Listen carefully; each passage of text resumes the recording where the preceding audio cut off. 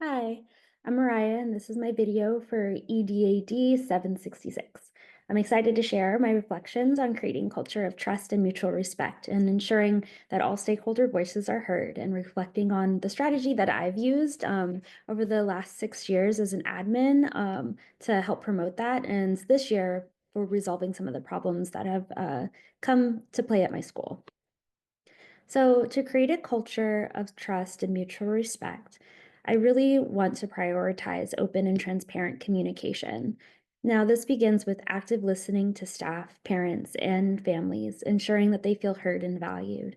I set a tone of inclusivity by welcoming diverse perspectives and fostering an environment where all voices matter. For example, I currently am the multilingual learner coordinator for my school, and I regularly hold meetings for parents to share their thoughts on how we can better support their children.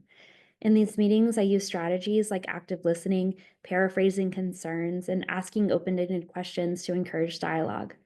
Additionally, I ensure follow through on feedback and demonstrate that their input leads to action.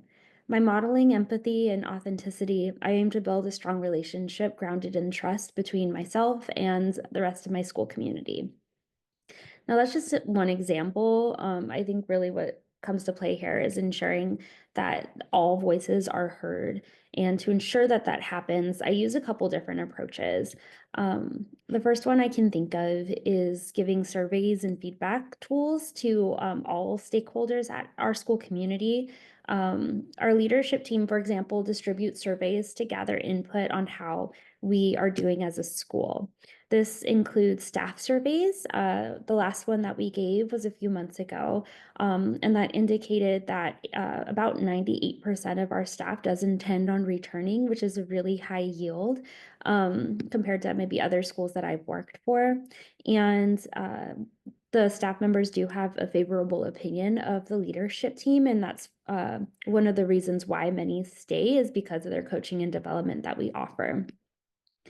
We also recently gave a family survey in December where the families were able, we got a really good turnout of results. I think about 95% of our families did respond to the survey, and they had a majority feeling that the school community is very strong and are very satisfied with the care that we are providing their students. However, they were able to share that their voices and concerns or voice their concerns rather that our school is not very strong when it comes to preparing their child for middle school because of our low reading and math scores. But they do feel that their child is cared for and loved outside of the school, or sorry, outside of their home. So that's a really positive thing. We also make sure to give surveys to students as well, and we administered surveys to all of our students, transitional to fourth grade students. Third and fourth graders took it online, and the little guys took it on paper. And we found that we measure 5 different metrics for whether or not students feel that they have a growth mindset. Do they know how to access things around their school and within their classroom? Do they feel like they're being successful? And do they feel that their teachers love them or some of the metrics? We scored highest in about 81% of our students in both lower and upper grades indicated that they felt that their teachers enjoyed them and loved them and took good care of them. Where some of our lower ratings within the 70% is whether they found what they were learning was interesting. So it's just making sure that we're tapping into our student and family and staff and really analyzing that data to know as a leadership team and as a assistant principal what I'm going to do next to help support the community. In addition to that, surveys, I also hold open forums personally. I'm the PBIS coordinator and the multilingual coordinator for VITA, the school I work for. And I want to make sure that all different groups are able to represent themselves when it comes to those different initiatives. So I have staff members attend my multilingual groups as well as parents and some students. I also incorporate students into our PBIS meeting and staff members, and I involve parents to volunteer for PBIS uh, like events and also come to some workshops that I give about PBIS and how it transfers to the home life. And so that's another one. And the last two are I have one-on-one conversations with families. I get really great results by if I know that there are families who are struggling or need extra support in any sort of way or are unsatisfied maybe with some of the services that their child is being given, whether it's through the teacher or myself. I make sure to make time for individual meetings, especially with those who might feel more marginalized or hesitant to contribute to maybe a larger settings. And by doing so, I gain more comprehensive understanding of the community's needs and concerns. And then the last one is just keeping communication channels, making sure I have my emails checked daily, text messages. Parents can reach me through Parent Square. They can call me. It's pretty easy to get a hold of me. And the final piece of this prompt was reflecting on problem-solving strategies.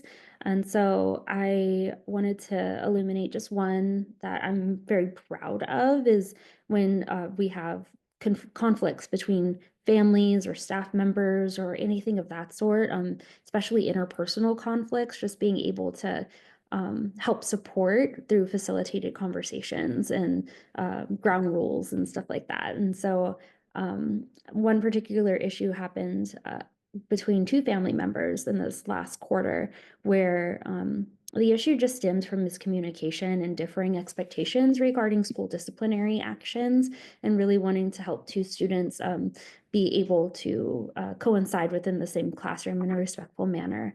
And so I held a mediated meeting with the two families that were struggling with their students and the behavior that was happening. And I made sure to just really outline for the families like what was acceptable way of communication during that meeting and what the goal of the meeting was, which was to have exactly the students come together and be very clear about how to treat each other within the school setting. Before I brought the students in, I just made sure that the adults were on the same page. We clarified the expectations, our goals, our policies aligned to the priority of the meeting. And then we collaborated in just some problem solving. So I brainstormed the session to identify solutions that worked for both parties. I then brought in the students after the adults were on the same page and reiterated the expectations for behavior. And then following the meeting, it's very important to do follow-up. So after that, I checked in with both the families to ensure the agreed upon solutions were being implemented effectively. And we had very positive results. And students to now are very collaborative, and we haven't had any more behavioral problems between the two of them, where before it was pretty volatile. And so just doing those processes, I always learn a lot every single time I facilitate such meetings. I learn the importance of just having patience. Active listening in leadership is so important. I discovered that my ability to remain neutral and focused on solutions does help de-escalate tensions, and it helps foster collaborations. And I think that's one of the skills that I bring into this work. This experience reinforced the value of just empathy, clarity in my leadership, and it reminds me that building consensus does take a lot of time, but it is essential for long-term success. So to conclude this video, just fostering a culture of trust and mutual respect and ensuring all voices are heard is essential. And implementing effective problem-solving strategies are the cornerstones of my leadership approach. So these practices not only strengthen relationships, but also create a positive, inclusive environment for everyone in the school community. Thank you for listening to my reflection.